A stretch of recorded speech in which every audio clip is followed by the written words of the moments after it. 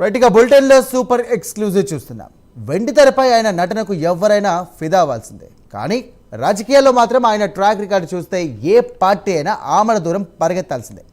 విలక్షణ నటుడు ప్రకాష్ రాజ్కు రాజకీయం అనే దోమ ఎప్పుడు కుట్టిందో కానీ ఆయన నమ్ముకున్నటువంటి వారంతా నట్టేట మునిగిపోతా ఉన్నారు. రాజకీయాల్లో ఐరన్ లెగ్ అనే మాటకు ప్రకాష్ రాజ్ బ్రాండ్ అంబాసిడర్గా మారిపోయారంటూ కూడా సోషల్ మీడియాలో నెటిజన్లు సెటర్లు పేలుస్తున్నారు. ఆయన పొలిటికల్ ట్రాక్ రికార్డు చూస్తే కనుక ఈ ముద్ర నిజమే అనిపించక మానదు. 2019లో స్వయంగా ఎంపీగా పోటీ చేసి కనీసం డిపాజిట్ కూడా తెచ్చుకోలేకపోయారు ఆయన. ఆ తర్వాత ఢిల్లీలో ఆమ్ ఆద్మీ పార్టీకి కన్హయ్య కుమార్కు ప్రచారం చేస్తే కనుక వారు ఘోరంగా ఓడిపోయారు.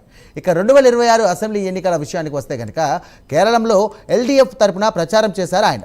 ఆ పార్టీ చరిత్రలోనే కని విని ఎరగని ఓటమిని చవి చూసింది. ఇక తమిళనాడులో స్టాలిన్కు మద్దతుగా నిలిచారు. ఏకంగా స్టాలిన్ తన సొంత సీటు కోల్పోవడమే కాకుండా డీఎంకే అధికారం కూడా కోల్పోయింది. ఇక తెలుగు రాష్ట్రాల్లో ఆయన భుజాన వేసుకున్నటువంటి బీఆర్ఎస్ వైసీపీల పరిస్థితి కూడా అందరికీ తెలిసిందే. జస్ట్ ఆస్కింగ్ అంటూ ఆయన ప్రత్యర్థులపై వేసే ప్రశ్నలు ఆయన మద్దతులు ఇచ్చే పార్టీలకే శాపంగా మారుతున్నాయంటూ కూడా పొలిటికల్ సర్కిట్స్లో గుసగుసలు వినిపిస్తున్నాయి. ఇక భవిష్యత్తులో ప్రకాష్ రాజ్ను ప్రచారానికి పిలవాలంటేనే అభ్యర్థులు 1కి 10 సార్లు ఆలోచించుకునే పరిస్థితి వచ్చిందంటూ విశ్లేషకులు చమత్కరిస్తున్నారు. రైట్, మొత్తం మీదైతే ప్రకాష్ రాజ్ ఈ మధ్యకాలంలో దాదాపుగా కొంచెం వైరల్ అవుతున్నారు. దీనికి సంబంధించి కూడా ఇటు సనాతన ధర్మం కానివ్వండి, ఇటు రాజకీయాలకు సంబంధించి కానివ్వండి, తదితర అంశాలకు సంబంధించి కూడా జస్ట్ ఫర్ ఆస్కింగ్ అని ఒక హ్యాష్ ట్యాగ్ ఆయన పెట్టుకొని తీవ్ర స్థాయిలో కూడా ఆయన వాదించడం జరుగుతుంది. ఎక్కడ వెళ్ళినా ఐరన్ లెగ్ అనే పదాన్ని మాత్రం ఆయన ఖచ్చితంగా వాడుతూ ఉన్నారు. రైట్, అసలు ఏం జరగబోతోంది, అసలు ఏం జరుగుతుంది అనే అంశాలకు సంబంధించి కూడా ఈరోజు మనకు మా కరెస్పాండెంట్ రవివర్మ కూడా అప్పుడు అందిస్తారు. రవివర్మ.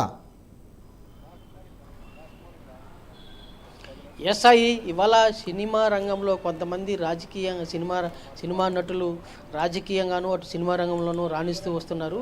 అయితే కొంతమంది మాత్రం సినిమాలో రాణించినా కూడా రాజకీయంగా పూర్తి స్థాయిలో చతికిలు పడుతున్నారని చెప్పే భావన సర్వత్రా వ్యక్తమవుతుంది. ఈ నేపథ్యంలోనే అదే కోవకు చెందినటువంటి ప్రకాష్ రాజ్ విలక్షణ నటుడిగా అన్ని వర్గాల ప్రజలను నటనలో ఆకట్టుకుంటున్నా రాజకీయంగా మాత్రం పూర్తి స్థాయి ఐరన్ లెగ్ అనే ముద్ర పడుతున్నట్టు కూడా ప్రచారం తెలుస్తుంది. ఆ విధంగా సోషల్ మీడియాలో వైరల్ అవుతూ ఉంది. ముఖ్యంగా ప్రకాష్ రాజ్ ఏ పార్టీకి మద్దతు తెలిపినా, ఏ పార్టీ తరఫున ప్రచారానికి వెళ్ళినా ఆ పార్టీలు అధికారాన్ని కోల్పోవడం, కనుమరుగయ్యే పరిస్థితి, గడ్డుకాల పరిస్థితిని ఎదుర్కొంటున్నటువంటి పరిస్థితులు అయితే ఉత్పన్నమవుతున్నాయని చెప్పి కూడా సోషల్ మీడియాలో పూర్తి స్థాయిలో వైరల్ అవుతుంది. ఇటీవల కాలంలో ఎన్నడూ లేని విధంగా 2019లో పార్లమెంటుగా పోటీ చేశాడు, ఎంపీకి పోటీ చేశాడు. చివరకు డిపాజిట్ కూడా రాలేదు. అలాగే అదే కాకుండా ఢిల్లీలోని ఆ పార్టీకి మద్దతు ప్రకటించాడు. ఆ పార్టీ కూడా ఆ అధికారాన్ని కోల్పోయింది. అలాగే బీహార్కి చెందినటువంటి కన్నయ్య కుమార్ అనే అతను కూడా ప్రచారం చేశాడు. అతను సైతం అధికారాన్ని కోల్పోయాడు. ఇలా వరుసగా ఎవరెవరికైతే ప్రచారాలు చేస్తూ పోతున్నారో వాళ్ళందరూ కూడా ఓటమి పాలు చెందుతున్నారు. 2026లో ఇటీవల జరిగినటువంటి ఎన్నికల్లో కేరళలో ఎల్డీఎఫ్ పార్టీకి కూడా ప్రకాష్ రాజ్ మద్దతు ప్రకటించారు. అయితే ఆ పార్టీ కూడా చరిత్రలో ఎన్నడూ లేని విధంగా ఘోరంగా ఓటమి పాలైంది. అలాగే 2020 ఈ నేపథ్యం అదే కోవలోనే తెలుగు రాష్ట్రాలకు చెందినటువంటి అటు బీఆర్ఎస్ అలాగే వైసీపీ పార్టీలు కూడా మద్దతు ప్రకటించారు. అయితే ఏ పార్టీకి మద్దతు ప్రకటించినా ఆ పార్టీ అధికారాన్ని కోల్పోవడం సర్వసాధారణంగా మారుతూ ఉంది. దీన్ని గుర్తించే రాజకీయ పార్టీ నాయకులు ప్రకాష్ రాజ్ని పిలవాలంటేనే ఆలోచనలో పడుతున్నారని చెప్పి కూడా తెలుస్తూ ఉంది. ఆ విధంగా సోషల్ మీడియాలో వైరల్ అవుతూ ఉంది. ఇటీవల జరిగినటువంటి డిఎంకే పార్టీకి మద్దతు తెలిపారు, స్టాలిన్కి మద్దతు తెలిపారు. చివరగా స్టాలిన్ తన సొంత నియోజకవర్గం ఇప్పుడని కాదు దానికి సంబంధించి కూడా గతంలో చూసుకుంటే కనుక సనాతన ధర్మానికి సంబంధించి కూడా తీవ్ర స్థాయిలో ఈయన విమర్శలు కానీ మాటలు కానీ కొంచెం జారడం జరిగింది. దీనికి సంబంధించి కూడా పెద్ద ఎత్తున కూడా ఈయన మీద విమర్శలు వచ్చాయి. అప్పటి నుండి కూడా ప్రకాష్ రాజ్కి బ్యాడ్ టైం స్టార్ట్ అయిపోయింది అనుకోవచ్చా? ఎస్, అసలు ప్రకాష్ రాజు అటు నటుడిగా కాకుండా రాజకీయంగా అంటే నటన ప్రావీణ్యత చాటుకునే దానికన్నా కూడా ప్రజల్లో నాణ్య సందర్భాలు అనేకం ఉన్నాయని కూడా తెలుస్తూ ఉంది. సనాతన ధర్మాన్ని వ్యతిరేకించారు.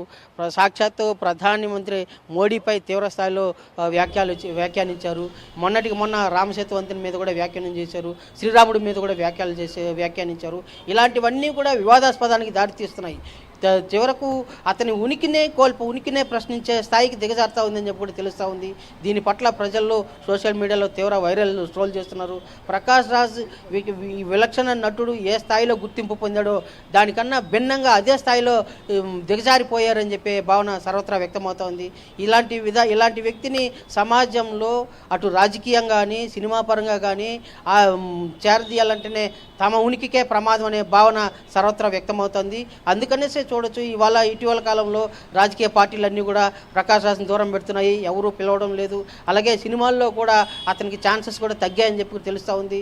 ఇప్పుడు వీటన్నిటి పరిణామాల కారణం ఏంటంటే అతను వ్యవహరిస్తున్న విధానమే అని చెప్పి కూడా స్పష్టంగా తెలుస్తూ ఉంది. ఇలాంటి తీరు మారకపోతే అతను మరింత గడ్డు పరిస్థితి ఎదుర్కొనే అవకాశం ఉందని కూడా స్పష్టంగా తెలుస్తుంది. ఆ మేరకు కొంతమంది సోషల్ మీడియాలో ట్రోల్ చేస్తున్నారు. ఈ ప్రకాష్ రాజ్ తీరు ఇది అని చెప్పేసి కూడా దీని పట్ల కూడా అతను వ్యవహార శైలి మార్చుకోవాల్సిన ఆవశ్యకత ఉందని కూడా తెలుస్తూ ఉంది. లేకపోతే ప్రకాష్ రాజ్ అనే అతను చరిత్రలో హీనుడిగా మిగులుతాడని కూడా తెలుస్తూ ఉంది. Sai right, thank you రవర్మ.